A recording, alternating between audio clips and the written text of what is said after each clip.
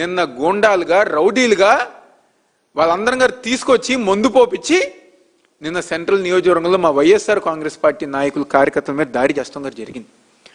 దీని వెనకమాల చంద్రబాబు నాయుడు లోకేష్ ఉన్నారని చెప్పిన విషయం దయచేసి రాష్ట్ర ప్రజానికం గారు తెలుసుకోండి.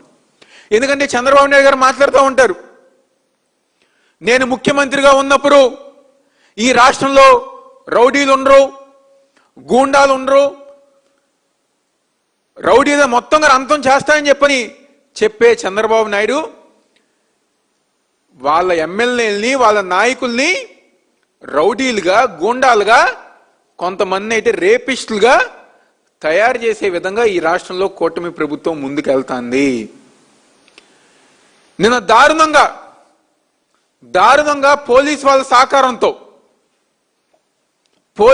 సహకారంతో వైఎస్ఆర్ కాంగ్రెస్ పార్టీ మహిళల మీద దాడులు చేశారు. అంటే ఎంత దిగజారిపోయిన రాజకీయం అంటే, ఎంత దిగజారిపోయిన మనుషులంటే, సిగ్గు లేకుండా బాటిల్లో యూరిన్ పోసి ఆ యూరిన్ మహిళల మీద పోస్తారా?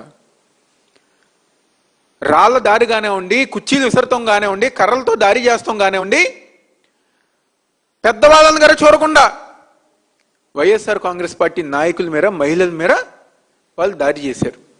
అదేవిధంగా ఇందాక పెద్దలు శ్రీనివాసరావు గారు చెప్పారు, బ్రాహ్మణ కార్పొరేషన్ మాజీ చైర్మన్గా ఈరోజు విజయవాడ నగరంలో కానివ్వండి, రాష్ట్రంలో బ్రాహ్మణ సామాజిక వర్గానికి ఒక ప్రతినిధిగా ఏ కష్టం వచ్చినా అన్ని విధాలుగా ముందుండే మల్లార్ విష్ణు గారి మీద దాడి చేస్తాం గారు జరిగింది. ఈరోజు కేవలం విజయవాడ నగరంలో సెంట్రల్ నియోజకవర్గంలో బ్రాహ్మణ సోదరులే కాదు, రాష్ట్ర వ్యాప్తంగా ఉన్న బ్రాహ్మణ సోదరిమణులు గారు నిన్న జరిగిన దాడిని తీవ్రంగా ఖండిస్తున్నారని చెప్పిన విషయం ఈరోజు తెలుగుదేశం పార్టీ అందరు గారు గుర్తుంచుకోవాలి.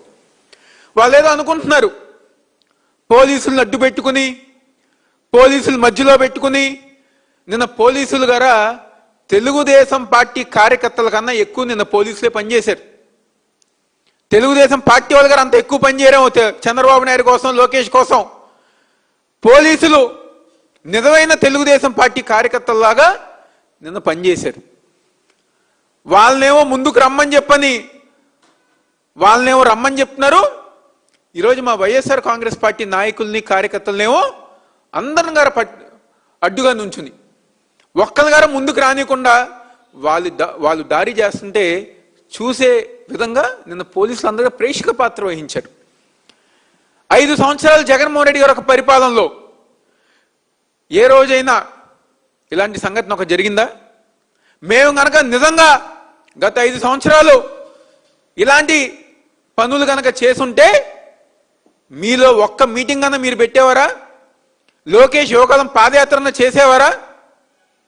లేకపోతే ఈరోజు తెలుగుదేశం పార్టీ వాళ్ళు నగరంలో ఉండేవారా అని చెప్పని ఈరోజు వాళ్ళందరూ అడుగుతున్నా. ఇంకా 3 సంవత్సరాలే మీరందరుగా గుర్తుపెట్టుకోవాలి. మళ్ళీ 2029 మళ్ళీ రాష్ట్రంలో వైఎస్ జగన్మోహన్ రెడ్డి గారు ఒక పరిపాలన వస్తున్న విషయం మీరు అందరుగా గుర్తుపెట్టుకోండి. అయిపోలేదు.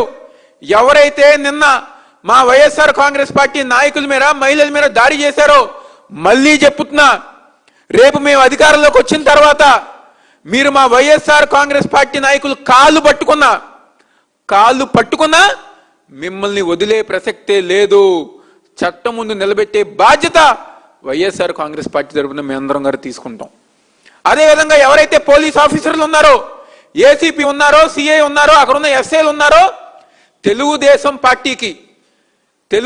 పార్టీకి ఏ విధంగా అయితే మీరు సహకరించారో మిమ్మల్ని గారా చట్టం ముందు నిలబెట్టే బాధ్యత వైఎస్ఆర్ కాంగ్రెస్ పార్టీ మేము తీసుకుంటాం. ఎవరిని గారు ఊరుకోం.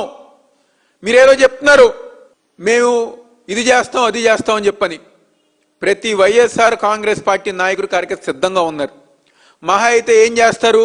అక్రమ కేసులు, సోషల్ మీడియా కేసులు, లేకపోతే ఇలాంటి చిల్లరి దారులు తప్ప అంతకన్నా మీరు ఏమీ పీకలేరు. మీరు ఏమి చేసినా, ఏమి చేయాలనుకున్నా వైఎస్ఆర్ కాంగ్రెస్ పార్టీ మా నాయకుడు జగన్మోహన్ రెడ్డి గారు ఒక నాయకత్వంలో దమ్ముగా ధైర్యంగా మీ కూటమి ప్రభుత్వం చేసే అరాచకాల్ని అడ్డుకునే విధంగా మేము అందరం గారు ముందుకెళ్తాం. మాకు భయం లేదు, భయపడాల్సిన అవసరం లేదు. ఈ రోజుకి మా అందరి మీద గారు కేసులు పెట్టారు, మా ముగ్గురు మీద గారు కేసులు పెట్టారు, మా నాయకుల మీద గారు కేసులు పెట్టారు. ఎన్ని కేసులు పెట్టినా మీరేం పేకలేరనే విషయం ఈరోజు ఆ కూటమి నాయకులు అందరూ గారు తెలుసుకోవాలి. మీకు నిజంగా దమ్ముంటే, మీకు నిజంగా సిగ్గుంటే హామీలు అమలుపరచండి. ఈ రాష్ట్రంలో ఉన్న విద్యార్థులకి, యువకులకి మీరు ఇచ్చిన హామీలు అమలుపరచండి. దానికి సమాధానం చెప్పండి.